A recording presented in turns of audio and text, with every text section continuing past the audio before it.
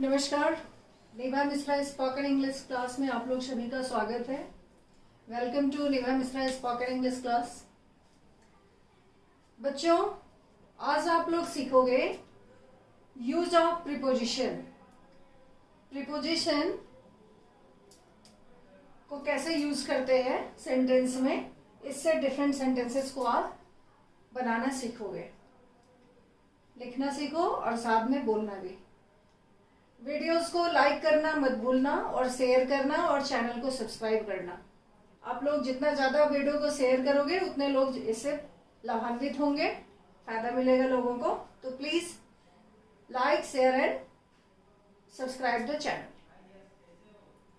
तो आज आपको क्या सीखना है? प्रीपोजिशन। प्रीपोजिशन होता क्या है? इससे पहले हमने एक स्किप किया है, वो है वर्ब तक हमने आपको सिखाया था एडवर्ब। आप उसको भी समझ लो। एडवर्ब होता है वो अपने आप को भी क्वालिफाई करता है, यानी नाउन प्रोनाउन को छोड़ के और इंटरजेक्शन 3 को छोड़ के बाकी 5 को क्वालिफाई करता है। तो ये मैं डिटेल में आपको कॉम्पिटिटिव इंग्लिश क्लास में पढ़ाऊंगी। अभी स्पोकन में उतना जरूरत हमें नहीं लगा उसका। प्रीपोजिशन सीखो आप। प्रीपोजिशन होता है ये सेंटेंस में रिलेशन बताता है। Relation means what? कि दो प्रोनाउन, दो नाउन, एक प्रोनाउन एक नाउन के बीच का रिलेशन बताता है ये समझ लिया आपने। यहाँ मैंने कुछ प्रीपोजिशंस लिखा है, आप उसका मीनिंग समझ लो हिंदी में और फिर उसका आप सेंटेंस के थ्रू यूज सीखोगे, कैसे उसको यूज करते हैं। The first one is over. Over को हिंदी में कहते हैं के ऊपर, यानी डिस्टेंस होना चाहिए। एक आपने पढ़ा होगा, सीखा होगा, the book is on the table. तो ऑन वो होता है तो जिसमें टच करता है, लेकिन ओवर में के ऊपर होता है, यानी टच नहीं करता हुआ ऊपर होगा। जैसे आप बोल सकते हो the fan is moving over my head, तो वो दूरी होता है, उसके लिए आप ओवर यूज कर सकते हो। दूसरा है अंडर। अंडर होता है के नीचे। के नीचे मीन्स व्हाट? जैसे आप कह सकते हो the cat is under the bed. इसको कैसे सेंटेंस में यूज करोगे? The cat is under the bed, under the cot, under the table, आप ये इसको लिख सकते हो। नेक्स्ट ऑफ है, ऑफ, ओएफ ऑफ। इसका मीनिंग हिंदी में होता है का के की के लिए यूज कर सकते हो नॉन लिविंग के साथ। लिविंग के साथ मैंने आपको पिछले 3-4 पिछले वीडियोस में बताया था, एपस्ट्रॉफी एस को यूज करके आप का बताते हो। और नॉन लिविंग के लिए काके की बताने के लिए आप ऑफ का यूज करोगे। जैसे कहोगे this is the leg of the table, the colour of my dress. तो यहाँ जो ऑफ है वो नॉन लिविंग के लिए आप यूज करते हो, काके की बताने के लिए। सेंटेंस समझ लिया। Next is behind. बिहाइंड का अर्थ होता है के पीछे। जैसे अगर मैं यहाँ खड़ी हूं तो it is called in front of मी, और पीछे बिहाइंड होगा, तो बिहाइंड का अर्थ होगा के पीछे। समझ गए आप? बिटवीन का मीन्स होता है दो के बीच में। अगर दो के जैसे बिहाइंड का आप सेंटेंस सीख लो।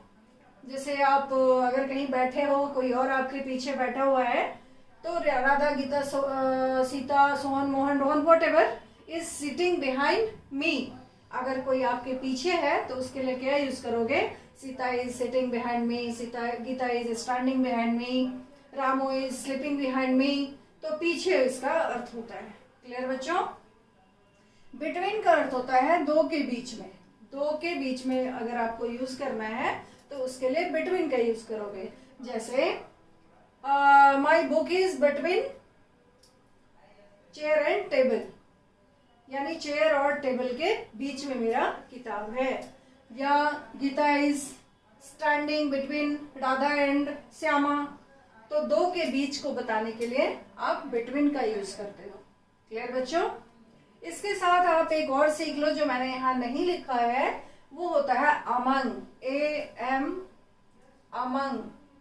अमंग का अर्थ होता है बहुत सारे के बीच में। बिटवीन दो के बीच में और अमंग बहुत सारे के बीच में। तो इसको कैसे आप यूज करोगे? अमंग का मीन्स क्या हुआ? बहुत सारे लोगों के बीच में। जैसे distribute these toffees among the boys. इसको कैसे यूज करोगे आप? अमंग के लिए बिटवीन दो के बीच में और अमंग बहुत सारे के बीच में।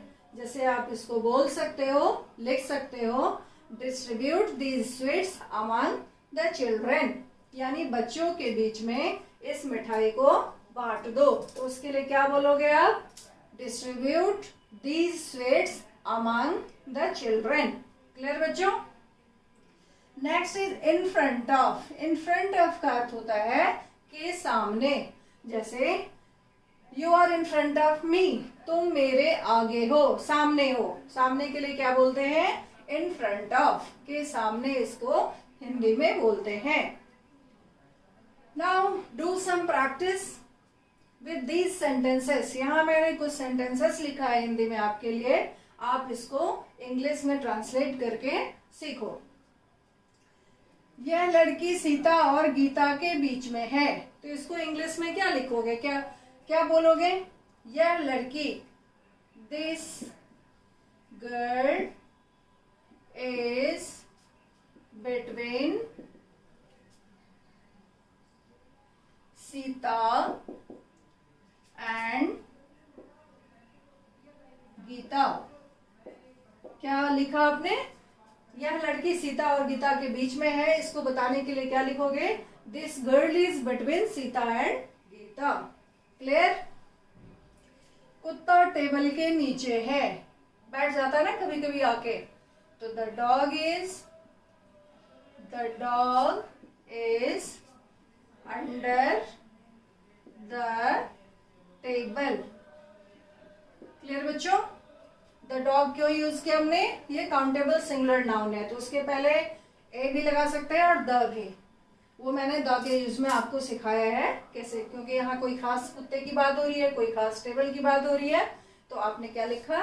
The dog is under the table. Clear? के नीचे है, के लिए अंडर लगाया आपने। मेरे मोबाइल का रंग लाल है, तो इसको क्या लिखोगे? The colour of my mobile is red. मेरे जूते का रंग काला है, तो उसको क्या कहोगे? The colour of my shoes, the colour of my shoe is red. The colour of my shoes is red. Clear? तुम मेरे पीछे हो, इसको इंग्लिश में क्या कहोगे? You are behind me. Clear? तुम मेरे आगे हो, इसको क्या कहोगे? You are in front of me. अगर यहां लिखना होता तुम मेरे पीछे हो तो यू आर बिहाइंड मी, और अगर होता कि तुम मेरे आगे हो, सामने हो, तो उसको क्या लिखते? You are in front of me. Clear? अगर इसके और भी होता कि मेरे घर के सामने एक पेड़ है, there is a tree in front of my house, क्या लिखते हैं उसको? ये समझ गए? ये पीछे के लिए बिहाइंड है, और इसको हिंदी में क्या कहेंगे? तुम मेरे सामने हो। नेक्स्ट इज खेल का मैदान स्कूल के सामने है, तो इसको क्या लिखोगे इंग्लिश में? The playground is in front of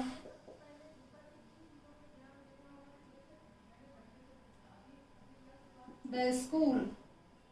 कोई खास स्कूल की बात हो रही है। The playground is in front of the school। मेरे स्कूल के सामने है, तो यहाँ my यूज करते हैं आप। The playground is in front of the school होगा। खेल का मैदान स्कूल के सामने है। क्लियर बच्चों? इस कमरे का दरवाजा छोटा है, तो इसको आप इंग्लिश में क्या लिखोगे?